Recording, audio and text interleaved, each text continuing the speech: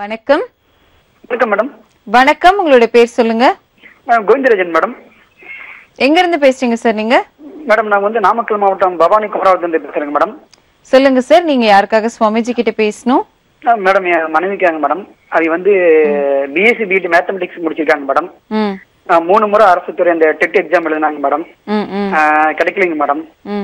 அது வந்து விருச்சிக ராசி, கேட்ட நட்சத்திரம் 3ஆம் பாதம் கடக லக்கணங்க மேடம். இப்ப தனியார் துறைக்கு போயிட்டு இருந்தாங்க மேடம். பிரைவேட் ஸ்கூலுக்கு போயிட்டு இருந்தாங்க. இப்ப அந்த ஜாப்பும் போறது இல்லைங்க மேடம். அதனாலதான் இவ மறுபடியும் எக்ஸாம் எழுதுனா கவர்மெண்ட் வேலை கிடைக்குமா அப்படின்னு சொல்லி சாமி கிட்ட கேட்கணுங்க மேடம்.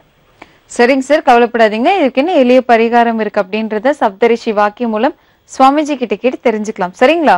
சரிங்க சுவாமிஜி சொல்லுங்க. வணக்கம் சாமிஜி. நமஸ்தே. இப்ப வேலையை விட்டு இருந்து எவ்வளவு நாள் ஆகுது?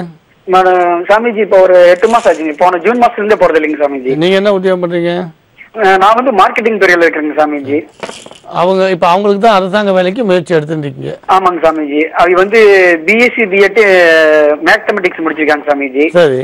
விருச்சிக ராசி, கேட்ட நட்சத்திரம் 3ஆம் பாதம். இப்ப நீங்க எல்லாரும் விருச்சிக ராசிக்கு ஜென்ம சனி நடக்கிறதுன்னு பொதுவா சொல்லுவான். சரிங்க. ஆனா நீங்க அதை பயப்பட வேண்டிய அவசியம் இல்லைன்னு தான் சொல்லுவோம். ஏன்னா கோச்சாரம்ன்றது ஒரு 10% தான். அதனால நீங்க பயப்பட வேண்டிய அவசியம் இல்லை. ஜென்ம சனி நடக்கிறதுன்னு அதிகமாக நீங்கள் அச்சப்பட வேண்டாம். இப்போ சப்தரிஷி வாக்கிய ரீதியாக 1.25 வருடம் பொறுமையாக இருக்க சொல்லுங்கள். கட்டாயம் இவங்களுக்கு அரசு உத்தியோகம் கிடைக்கக்கூடிய வாய்ப்பு உண்டு. ஆனால் அதில் அலைச்சல் கொஞ்சம் இருக்கும், வேலை பளு இருக்கும், கொஞ்சம் போராடி தான் இவர் ஜெயிக்கும்படியாக இருக்கும். அதனால் இப்போ அரசு துறையில் இவருக்கு வேலை வாய்ப்பு உண்டு. நீங்கள் கவலைப்பட வேண்டிய அவசியம் இல்லை. நீங்கள் முடிஞ்சதுன்னா இவரோட ஜென்ம நட்சத்திரம் அன்னைக்கு நாமக்கல் ஆஞ்சநேயர் சுவாமியை தரிசிக்க சொல்லுங்கள். கட்டாயம் பலன் உண்டு. அதனால் இப்போ நீங்கள் பொறுமையாக இருங்க. வெற்றி உங்களை தேடி வரும். நம்புங்கள், நல்லதே நடக்கும். ரொம்ப நன்றி சுவாமிஜி, நல்ல ஒரு தீர்வு சொன்னீங்க. தொடர்ந்து அடுத்த நேர் யார் எங்கன்னு பார்க்கலாம். வணக்கம். வணக்கம் மேடம். வணக்கம்மா, உங்களுடைய பேர் சொல்லுங்க. நான் பிருந்தா பேசுறேன் மேடம், ஸ்ரீவில்லிபுத்தூர்ல இருந்து. சொல்லுங்கம்மா, நீங்க யாருக்காக சுவாமிஜி கிட்ட பேசணும்? நான் எங்க வீட்டுல உள்ளவங்களுக்காகவும் எனக்காகவும் கேட்கணும் மேடம். உங்களுடைய பிறந்த தேதி, ராசி, நட்சத்திரம் சொல்லுங்கம்மா.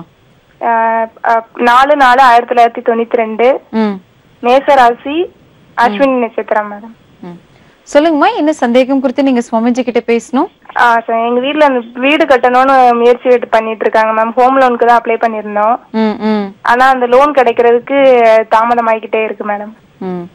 சரிங்கம்மா, கவலைப்படாதீங்க. இதுக்கு என்ன தீர்வு இருக்கு அப்படின்றத சப்தரிஷி வாக்கியம் மூலம் சுவாமிஜி கிட்ட கேட்டு தெரிஞ்சுக்கலாம். சரிங்களா? Okay madam. சொல்லுங்கம்மா, நீங்க பிளான்ல அப்ரூவல் வாங்கிட்டீங்களாமா? வணக்கம் சாமிஜி. நமஸ்தே. அப்ரூவல்லாம் வாங்கிட்டேன் சாமிஜி. சரி, யார் பேர்ல அப்ளை பண்ணீங்க? இது என்னோட அண்ணன் பேர்ல சாமி. சரி, அது எவ்வளோ ஒரு 2 மாசம் ஆயிருக்குமா? அது கூடவே ஆயிடுச்சு சாமி, 4 மாசம் இருக்கும். என்ன காரணம் சொல்றாங்க அவங்க? பட்டா வேணுங்கிறாங்க. சரி. அதுக்கப்புறம் அதுக்கு அப்ளை பண்ணிருந்தோம் இப்ப சர்வே பண்றதுக்கு. சரி. அதுக்குள்ள அண்ணாவுக்கு ஃபாரின் போற ஆப்பர்ச்சுனிட்டி கிடைக்க அண்ணா அங்க போயிட்டாங்க. ஆனா பிளான் அப்ரூவல் வந்துருது இல்லையா? அப்ரூவல் வாங்கிட்டீங்கல்ல? அப்ரூவல்லாம் வாங்கிட்டேன் சாமி. சரி, அப்போ அப்ரூவல் வாங்கிட்டு அப்ரூவல் பார்த்தே கொடுத்துருப்பாங்க பேங்க்ல. பட்டா ஏன் வேணும்ன்றாங்க? இல்ல சாமிஜி, பட்டா வேணும்னு சொல்றாங்க. அப்படிங்களா? சரி. இந்த 4 மாசமா முயற்சி பண்ணிட்டு இருக்கீங்களா? ஆமா ஆமா சாமிஜி. இப்போ உங்களுக்கு வந்து வீடு கட்டக்கூடிய காலம்தான் இது, கவலைப்பட வேண்டாம்.